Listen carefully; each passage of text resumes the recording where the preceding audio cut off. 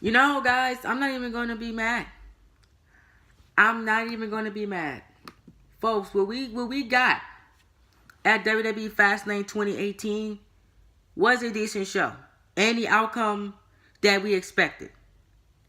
You know, WWE actually did the right things tonight. I'm going to say that they're actually listening to the WWE universe and giving us what we want for WrestleMania. They're going to have what they want with Roman Reigns regardless. We can't help that one. We can't change that. But we can change the narrative on SmackDown Live in this show tonight. They gave us what we wanted for both the Women's Championship and the WWE Championship from SmackDown Live. We got two matches what we want, and potentially a third match what we want with the SmackDown Tag Team Championships, finally giving the Bludgeon Brothers what they deserve. This show was great for what it was, man. The build was terrible. The shows leading up to this show was awful, sleep-worthy.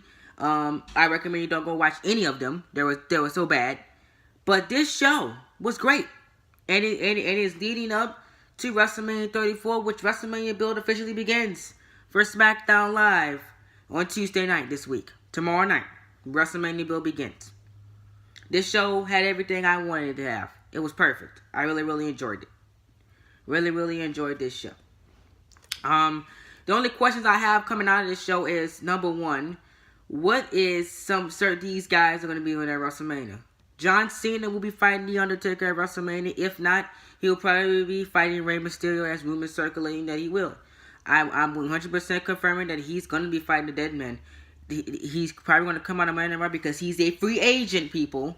He's going to show up on Monday Night Raw and say he doesn't have a road to WrestleMania. We're going to hear that famous gong go off, and Undertaker's going to make his way down to the ring and say, "You want a WrestleMania match? How about you fight me? You keep name dropping me every single week. Let's do it in New Orleans. Final match. Career versus career match. If I win, I retire you, and if you win, you retire me."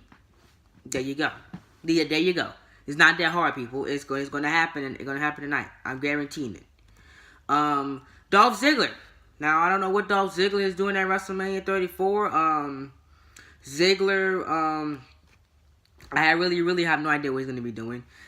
He's probably going to be in the Andre the Giant Memorial Battle Royal or fighting for the United States Championship. But if he fights for the United States Championship, that makes no sense because he relinquished the United States Championship and says he's going to be doing bigger and better things, which was not explained well when he came back, by the way, guys. I read on that promo when he came back. I said, that was not explained right. They didn't tie up any loose ends we had with Dolph Ziggler when he just all of a sudden disappeared from the WWE. They still haven't tied that one up. So either he's going to be fighting for the WWE United States Championship or be fighting in the Andre the Giant Memorial Battle Royal. They had to clear that up with Dolph Ziggler. Owens and Zayn. I love what they did with Shane McMahon this match. They actually did everything right that they were supposed to do. They're continuing the Kevin Owens and Sami Zayn storyline, which we thought was dead. Which is not. It could still be dead with Shane McMahon and Daniel Bryan. They continued it with Shane McMahon. The reason why is because rumored that Daniel Bryan will not be coming back this year, which I don't think he is. He will probably be coming back at SummerSlam. I'm guaranteeing. He's probably going to fight AJ Styles at SummerSlam. That's what I want him to do before he leaves WWE. Please fight AJ Styles at SummerSlam. I would not mind that. Please. Because he said that tag team match is not a valuable WrestleMania match, and he does not want to be a part of that for his return to wrestling. That gives valid proof that WWE will probably never let this guy wrestle in their company again. He probably won't wrestle in WWE ever again. I'm calling it right now.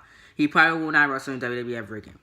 The last chance they have with Daniel Bryan at a major show is SummerSlam. You want to sell SummerSlam in Brooklyn? Have Daniel Bryan come back. That'll be the biggest thing that happened in the summer of 2018. Probably the biggest thing all year. Besides Shinsuke Nakamura versus AJ Styles. That will probably be the biggest thing that happened with WWE all year when that happens. Calling it.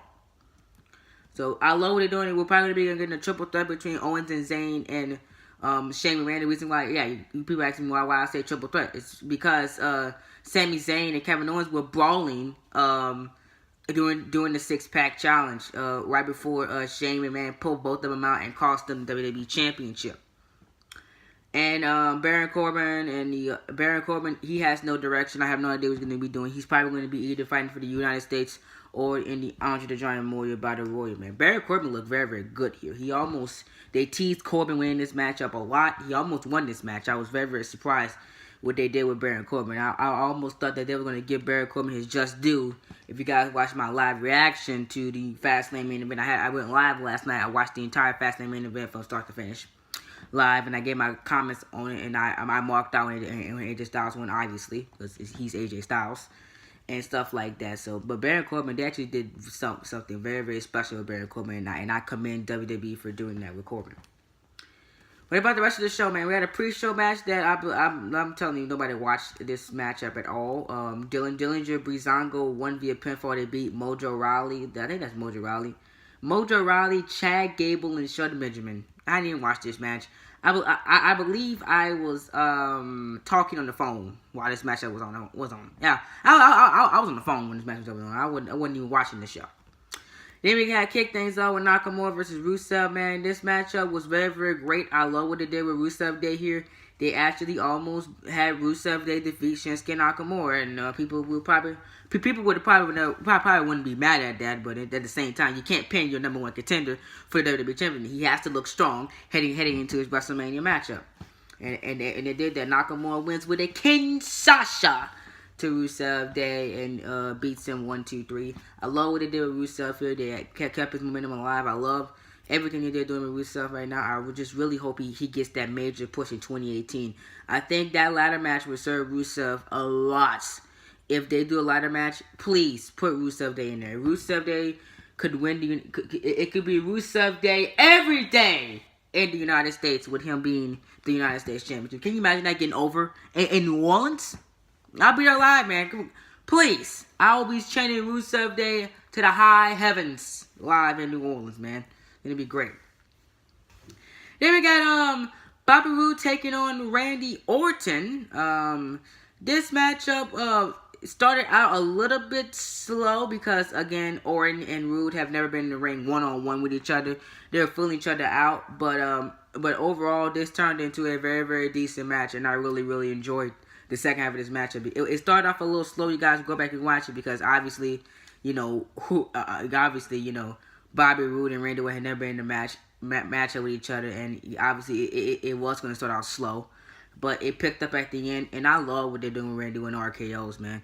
That RKO out of nowhere, it was a meme back in 2015, 2016. Still is a meme now. It died down a bit though. It still is a meme now, but Randy Orton, boy. When he hit that beautiful RKO from the mid rope, as mid turnbuckle, as Roode jumped off, you seen Roode face. He was like, oh, and he was jumping like this, and Roode was like, oh, bang! That was great. That was great. But I was like, oh, I stood up like, oh my god! I jumped RKO out of nowhere, and he won the United States Champion. Randy Orton is officially a Grand Slam champion. He has won every single title in WWE, Intercontinental United States WWE Champion and World Heavyweight Champion in the WWE, and is also a Tag Team Champion. So he has won every single championship a super WWE superstar can win. All fans chanted Byron Saxton in this match because the beginning portions was a little bit slow, and the fans had nothing else better to do, so they chant Byron Saxton. Oh, you gotta love the WWE universe. Becky Lynch and Naomi versus Natalya and Carmella, a workless tag team match I didn't care about. Actually turned out decent. I love what they did with everybody in this match. Carmella and Natalya actually win via pinfall. So way to keep Carmella and Natalya momentum rolling. One thing I want to mention before we get into the Charlotte versus Ruby Riott match is Carmella, boy. Carmella has two big scenarios that can make her into a superstar at WrestleMania 34. They can have her cash in on Charlotte at WrestleMania 34, make it a triple threat match as Charlotte will be taking on Asuka, as we found out later on the night. I marked out when they did that, say that announcement. I was like, yes, we get what we want again. They can have her cash in and make it a triple threat match and pin Charlotte, and Carmella could win the SmackDown Women's Championship. Or they can have Carmella cash in on Alexa Bliss. Now, option one intrigues me because number one, you can play off the fact, number one, that's feuds going months down the line with Carmella and Charlotte and Carmella Asuka as well, because Asuka will be staying on SmackDown Live if she wins the SmackDown Women's Championship, guaranteed. Of course, they're not going to have her go to Monday Night Raw with the Blue Championship. Are you kidding me? No. She'll be a SmackDown Live superstar before the WWE Superstar Shakeup or Draft. I will go with option 2 because again, Asuka still wins the SmackDown Women's Championship. You have her on SmackDown Live with all those new feuds you can have with. I would love to see Asuka and Naomi too. Asuka and those two are very, very athletic, and that could be a very, very awesome matchup. And then you got Alexa Bliss. Then you got Carmella catching on Alexa Bliss. She goes to Raw, wins the Raw Women's Championship. Beautiful storyline right there. Love it. I like option 2 better than option 1, but option 1 will make her into a superstar. Guaranteed.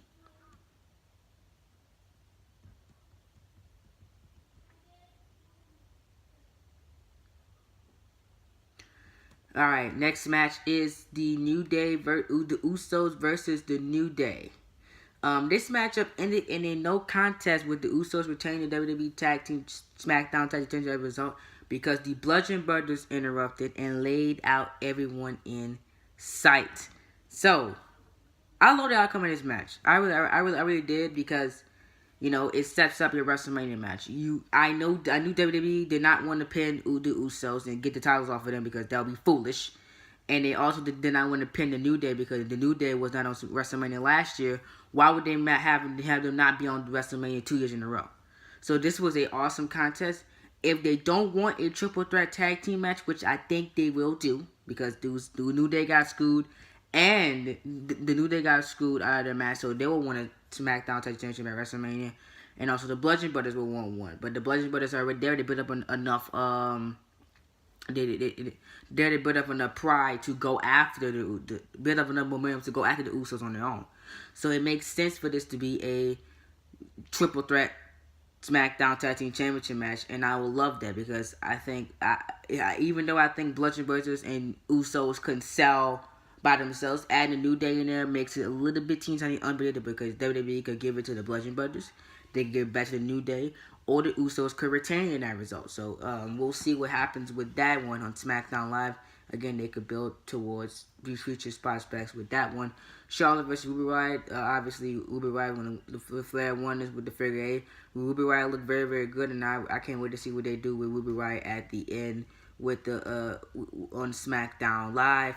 And Asuka came out at the end of the matchup and pointed to the WrestleMania sign and pointed to Charlotte Flair saying that she wants to fight Charlotte for the SmackDown Women's Championship. We're finally getting what we want. We have 2 Japanese superstars in major matches at WrestleMania 34. Shinsuke Nakamura and Asuka, 2 of the biggest names in your company right now, are fighting for major championships at WrestleMania, and I love it. Love it so much. And finally, WWE Championship 6-Pack Challenge. This matchup had everything. I told you guys this was the best match of the night. It actually built nicely to WWE WrestleMania 34. We still got some questions which I went over earlier, but we mostly got answers. And WrestleMania for the SmackDown Live card, after they tie up the United States Championship situation with Jinder Mahal after coming out and attacking Randy Orton at the beginning, Bobby Roode seems like Roode turned heel. After they tie up that that stuff with that, WrestleMania is looking great for SmackDown Live. This WrestleMania overall is looking great. You got Cena, Taker, Nakamura, Styles, Roman Reigns. As much as I hate it versus Brock Lesnar, that's going to be a decent match. I got to give it to Roman Reigns. SmackDown Tag Team Championship match is going to be phenomenal. The Raw and SmackDown Live Women's Championship match is going to be good. Alexa Bliss versus Nia Jax and Charlotte versus Asuka. I don't like Alexa Bliss versus Nia Jax, but that's probably what we're going to be getting. United States and Intercontinental Championship have all great matches also. WrestleMania 34 is looking great, man. It's looking great right now. Then you got Johnson versus Undertaker, Shane McMahon versus Kevin Owens versus Sami Zayn. Bro, I'm just laying out the card right now. This card is looking great for WrestleMania, and we're looking for a good time in New Orleans for WrestleMania 34. Let's hope WWE delivers. But yeah, man, that's Fastlane Review. Thank you guys for joining me. Hit the like button. You guys are new. Subscribe to the channel. Share it around to your friends. I'm Coach, and talk to you guys in the next video, which will be Raw review tomorrow, a little bit early because I get out early from school. So I'll talk to you guys in the next video.